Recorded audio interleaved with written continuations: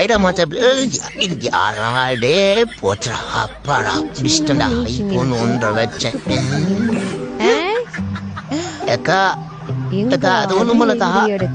தெரியாம தவறி எடுத்துட்டேன் என் பேரு முகேஷ் இது ஒரு வாசனை இருக்கப்பா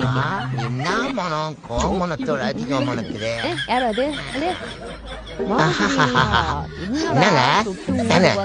வாசனை ஸ்மெல்லு